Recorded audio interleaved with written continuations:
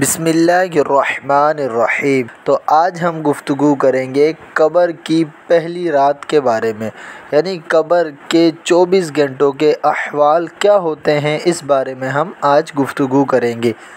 حضرت علی رضی اللہ تعالیٰ عنہ کی خدمت میں ایک شخص حاضر ہوا اور پوچھنے لگا کہ یہ امام علی رضی اللہ تعالیٰ عنہ، قبر میں انسان کی پہلی رات کیسے گزرتی ہے؟ تو حضرت علی رضی اللہ تعالیٰ عنہ نے فرمایا کہ میں نے اللہ کے رسول صلی اللہ علیہ وسلم سے سنا کہ انسان کی سب سے مشکل رات قبر کی پہلی رات ہوتی ہے۔ جب دوسرے انسان، اس کے دوست، عزیز و اقارب، رشتہ دار اسے دفنا کے چھوڑ کر چلے جاتے ہیں تو وہ انسان روتا ہے۔ ہر ایک دوست اس کے پاس آتا ہے اور اسے روکنے کی کوشش کرتا ہے کہ مجھے چھوڑ کر نہ جاؤ، لیکن افسوس اس کی آواز کوئی نہیں سنتا۔ حضرت ابو سعید رضی اللہ تعالی عنہ سے روایت ہے کہ حضور اکرم صلی اللہ علیہ وسلم نے ارشاد فرمایا، لوگو اپنی موت کو یاد کیا کرو۔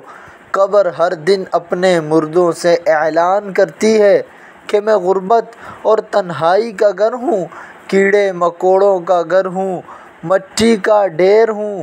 جب مومن کو دفن کیا جاتا ہے تو قبر اسے مرحبا کہہ کر خوشخبری دیتی ہے کہ میری پشت پر چلنے والوں میں سے تو بڑا محبوب تھا، آج میں تیری ہو گئی اور تو میرے پاس آ گیا، آج میرا احسان دیکھ۔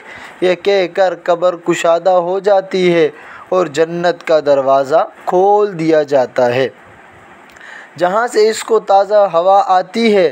حضرت ابو ہریرہ رضی اللہ تعالیٰ عنہ کا بیان ہے کہ حضور اکرم صلی اللہ علیہ وسلم ایک جنازے میں شریک تھے اور میں بھی آپ کے ہمراہ تھا۔ آپ ایک قبر پر بیٹھ گئے اور فرمایا کہ یہ قبر ہر روز بآواز بلند کہتی ہے کہ اے آدم کی اولاد، تو مجھے بھول گیا؟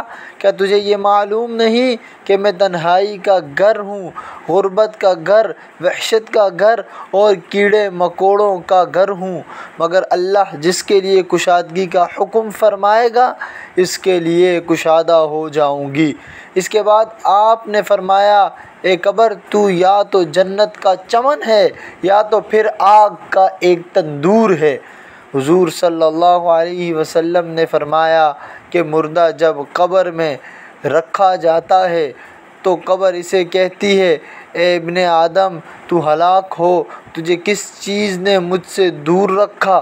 کیا تجھے معلوم نہ تھا کہ میں کیڑے مکوڑوں کا گھر ہوں؟ تجھے کس چیز نے مجھ سے بہکا کر نڈر کر دیا؟ تو میری پشت پر بہت اکڑ کر چلتا تھا۔ اگر وہ نیک ہوگا تو جواب دینے والے اسے جواب دیں گے کہ اے قبر، تو دیکھ تو صحیح اس کے اعمال کیسے ہیں۔ یہ اچھائی اختیار کرتا تھا اور برائی سے دور رہتا تھا۔ یہ سن کر قبر کہتی ہے، بے شک یہ نیک تھا، اب میں اس کے لیے سرسبز ہو جاتی ہوں۔ مردے کا جسم اس وقت منور ہو جاتا ہے اور اس کی روح اللہ تعالیٰ کی طرف بھیج دی جاتی ہے۔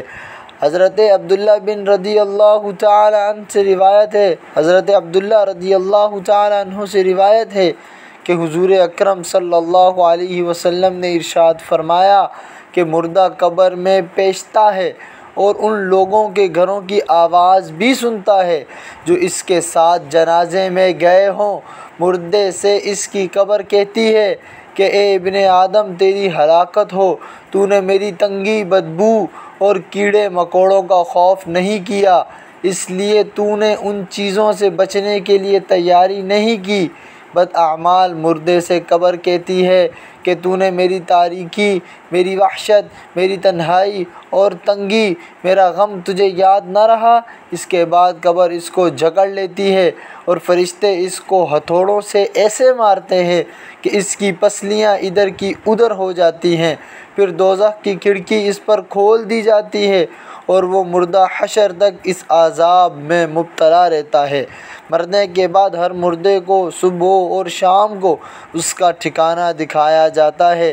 فرشتے جنت جنتی کو جنت دکھا کر خوشخبری دیتے ہیں اور دوزخی کو دوزخ دکھا کر اس کی حسرت اڑاتے ہیں۔ اللہ تعالیٰ سے دعا ہے اللہ تعالیٰ ہم سب کو مرنے سے پہلے مرنے کرنے کی توفیق عطا فرمائے اور بروز قیامت نبی کریم صلی اللہ علیہ وسلم کی شفاعت نصیب فرمائے اور قبر میں بھی رسول اللہ صلی اللہ علیہ وسلم کی شفاعت نصیب فرمائے، آمین۔